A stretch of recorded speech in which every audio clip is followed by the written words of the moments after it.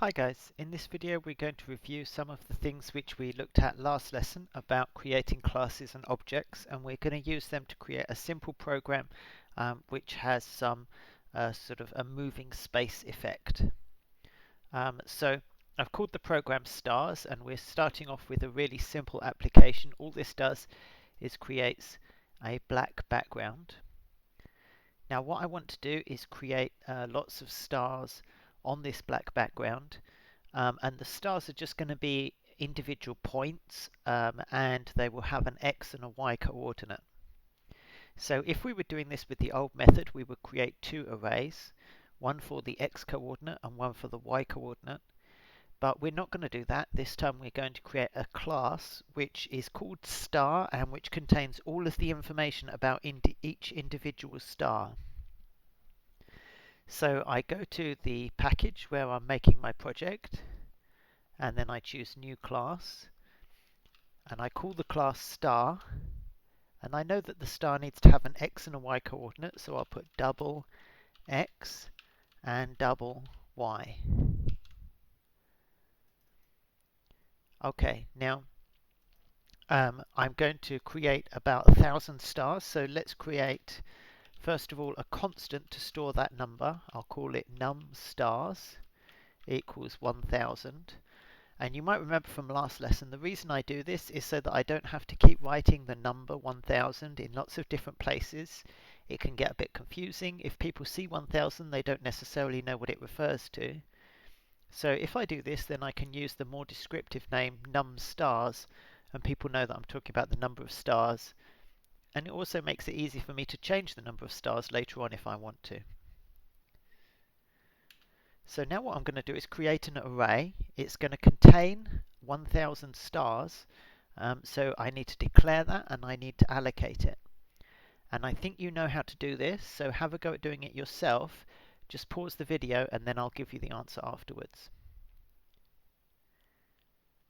Okay, so here's the answer. First of all, it's going to be an array containing stars, so I write that as star and then open and close square bracket. Then I write the name of the array. Now I normally just call the array the same thing that it stores, but with an S on the end. So if this contains lots of stars, then I'll call the array stars. Now I do the allocation stage, so this is where I create the array in memory, and that always has the word new in it. So new star, and then I write the number of elements that I want in my array inside the square bracket, so that is num stars. So remember, there's two stages here. So there's declaration and then there's allocation. So the declaration is where I say that I have an array, and it says the name is stars, but I'm just saying that the array exists. I haven't actually created it. Now allocation is where I actually create that array, okay, and I'm allocating some memory for it. And you know when Java is doing allocation because it uses the word new. So that's allocated my array to store the stars. At the moment, the array doesn't actually contain any stars. It's just got space for me to put stars in. Okay, so now I have to actually fill the array with new stars. And again, I think you know how to do this using a loop. So it's similar to what we did last lesson. You might want to pause the video now and have a go at filling up that array with stars, and then I'll give you the solution in a moment.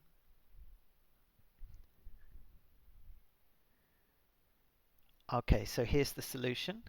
So it's a for loop. I need to go from 0 to num stars, add one each time, and then what I do is I create a new star, and then I put that star inside the stars array at the location I. So this is filling up the stars array with new stars. Okay, now when I create a star, I want it to have an x and a y coordinate, so let's give it an x and a y coordinate.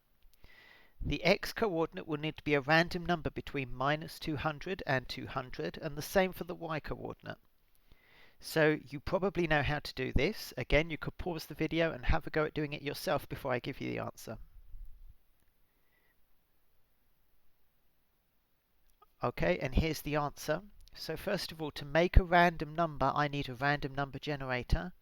I write that up the top. Random, random equals new random.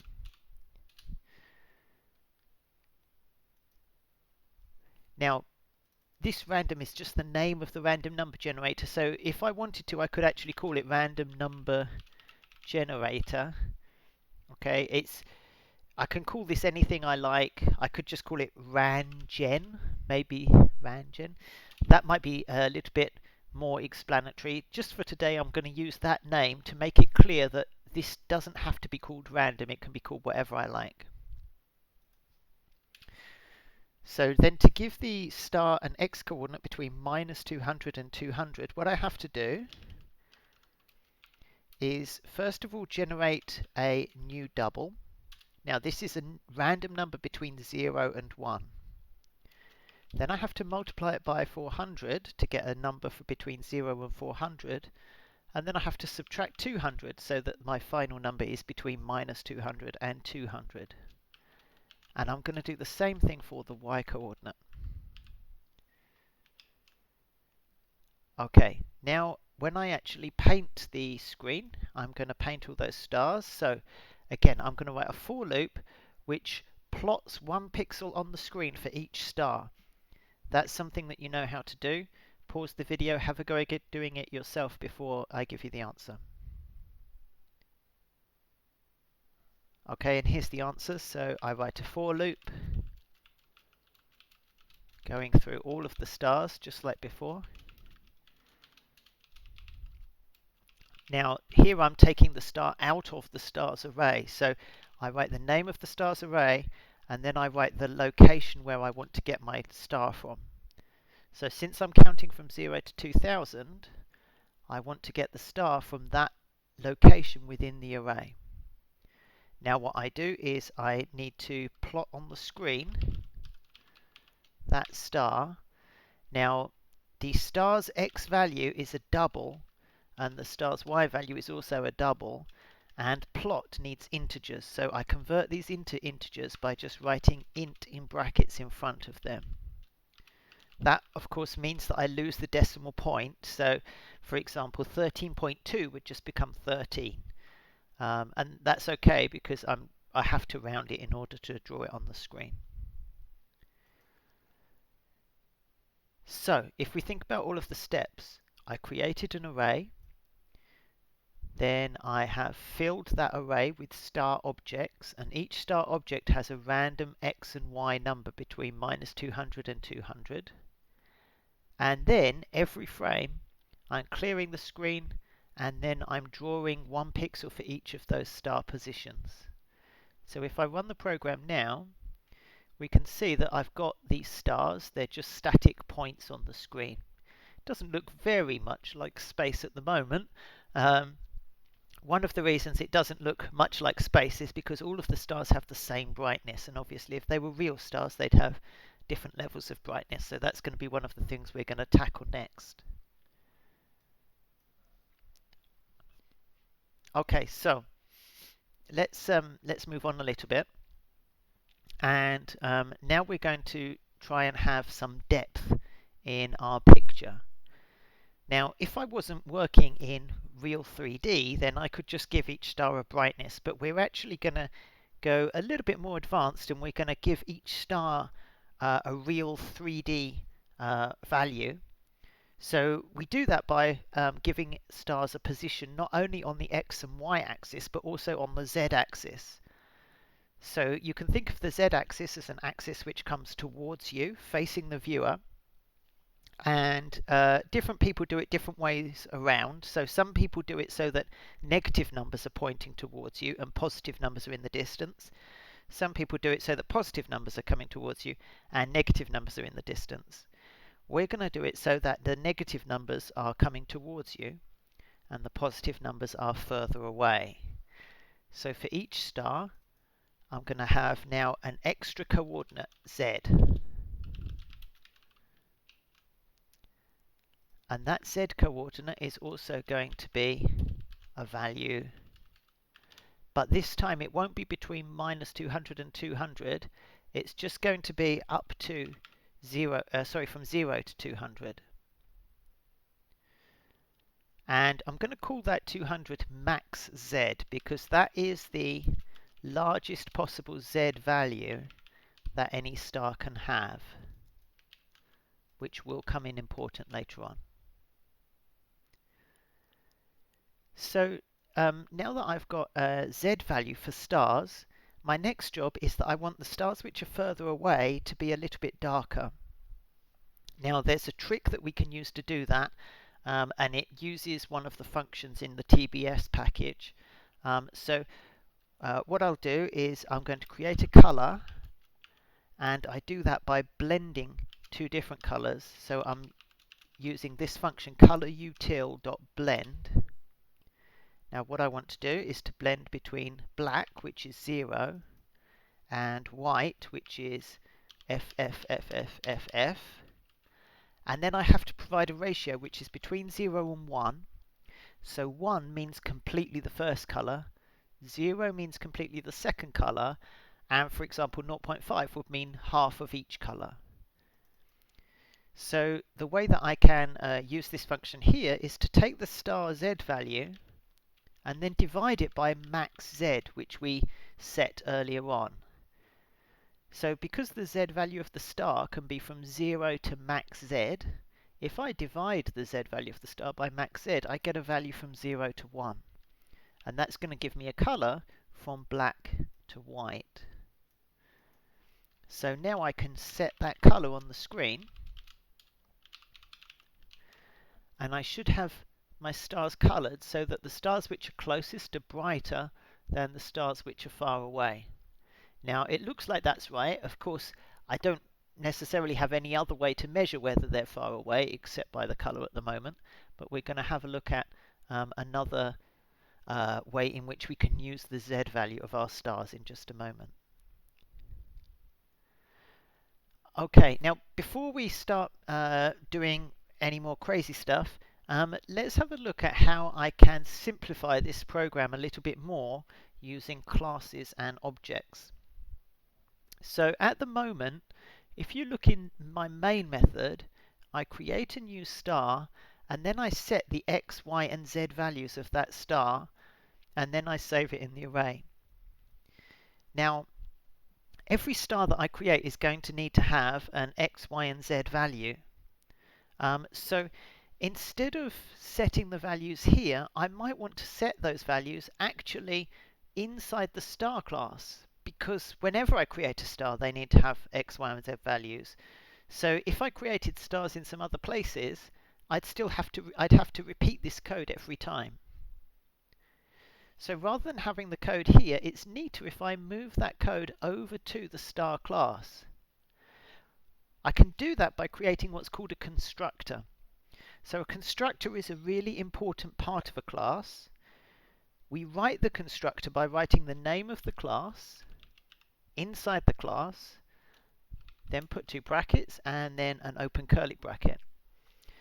Now inside here we can write any code, and that code will always happen when I create a new star.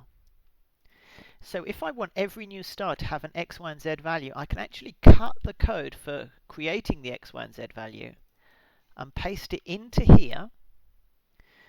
Now I don't need to refer to star anymore because it's my own X and Y value now. So X, Y, and Z here match the X, Y, and Z here. But I do need to take across that random number generator. So I'm going to take that random number generator and then I'm going to put it over here. Now I'm actually going to put in an extra word here, static, just to avoid making it very inefficient. Don't worry too much about the meaning of this because we haven't studied it yet, but I'm just putting in to try and save a little bit on processor efficiency, not creating too many objects. Okay, now I also have this max Z value, so I can see I'm going to need to take that max Z over as well. So let's cut that and put that into star. And again, I'm going to put static. Don't worry too much about the meaning of it. We'll learn about that a little bit later on. But it just helps to make this class a little bit more efficient. So now what I've done is I've created a constructor inside my class, and it means that every time I type new star, it will automatically get random x, y, and z values. So this allows me to simplify my code a lot over here. I can just assign a new star into my array straight away. It becomes a single line on this side because a lot of the complexity has been moved into this class over here. I can see I've got maxZ there, so I can still refer to maxZ, but I have to write star.maxZ now to refer to it. So you might say, have I really gained anything because I've reduced the complexity in this class, but I've increased the complexity in this class? But I have gained something because firstly, the complexity, although it hasn't completely disappeared, it is at least in the right place, right? So if I'm looking at a program and I want to know how stars get their x, y, and z values, it makes a lot more sense for that program code to be in the source code file for star than it does for it to be in the source code file of a completely unrelated part of the application, right? If you want to know something about, I don't know, chickens, then you probably want to look in the file chicken.java. Okay, it's going to be really annoying if all of the facts about chickens are stored in tractor.java or something like that. So this is kind of like the basic idea of moving things into the class where they belong. And of course, like I mentioned, it can also save us some programming work because now star automatically gets x, y, and z values. And if I'm creating stars in lots of different places, then I don't have to duplicate that work in every place that I use it. Okay, so I hope that part made sense because that part is one of the core elements of this lesson, starting to look at constructors. But now we get back to our sort of main topic, which is to get these stars moving and create a sense of flying through space. So in order to get the stars moving, the first thing I'm going to do is add in a little bit of perspective. And the way to add in perspective is basically you divide by the z value of your star. So that is going to look like this. I have star.x, but then I divide by star.z. And then I'm going to do the same on star.y, divide that by star.z. So what this means is that as star.z gets bigger, the star is going off into the distance. So I'm dividing by a bigger number. It pulls the x value or the y value towards the center in a way that gives the impression that things are getting further away. Now, there is a little bit of a catch because I'm dividing by star.z. That means that we can never allow star.z to become 0 because obviously dividing by 0 will break the universe. So I need to add in a little if statement. What I'll do is I'll put that up here. If star.z is less than or equal to 0, star.z plus equals star.maxz. So basically I'm just saying if star.z gets too small, I'm going to add a big value to it so that when the star gets too close to the viewer, it just gets transported back to the furthest distance away from the viewer. So now what I've done is I've added in a little bit of perspective to each star. If I run the program now, you can see that it looks quite different. A lot of the stars which were around the edge of the screen have now been pushed into the center of the screen because those stars were far away, and now that I have perspective, those stars which were further away are actually pulled towards the center.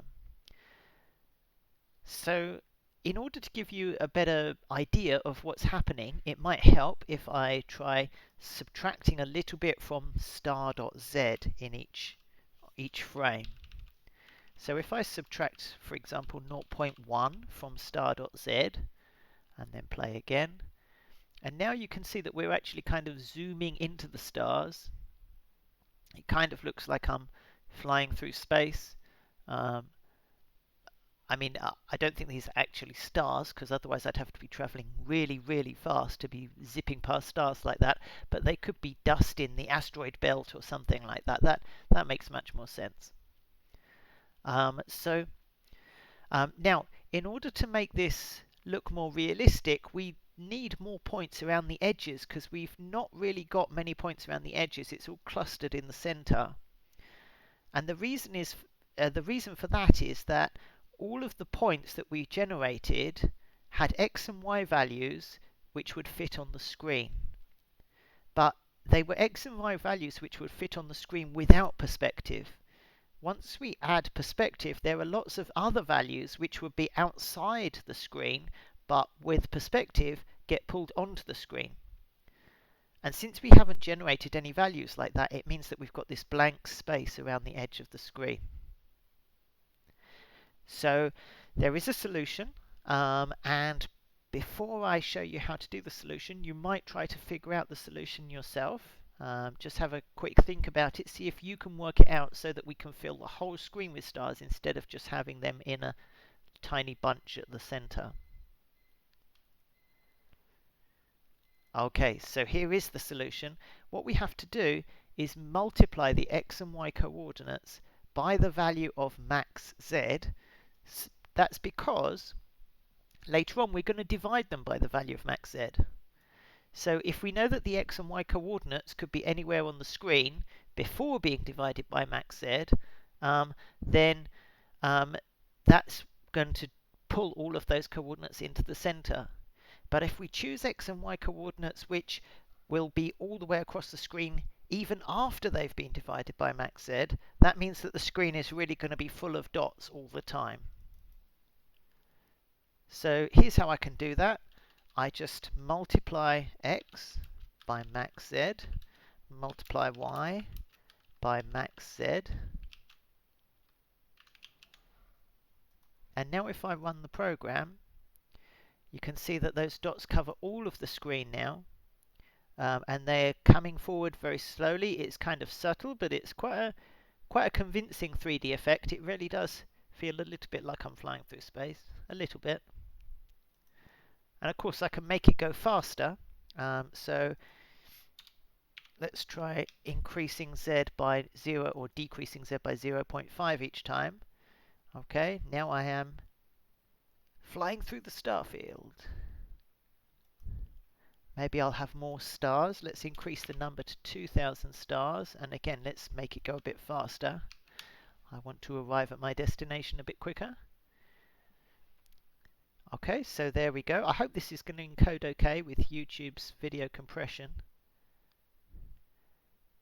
So, yeah, it looks kind of spacey. So, guys, I hope that all made sense. The really important takeaway from this lesson is firstly revising how we created these different variables in a class, and secondly about how we used a constructor to make sure that those variables always have starting values. So if you understood that part, then you understand the part that you really need. Okay, the 3D stuff is a nice extra. I hope it is a bit of fun for a lot of you, but we don't particularly need to worry about how to create perspective in 3D at the moment. It's just a little bit of exploration in computer graphics. Okay, that's it. So see you later, guys.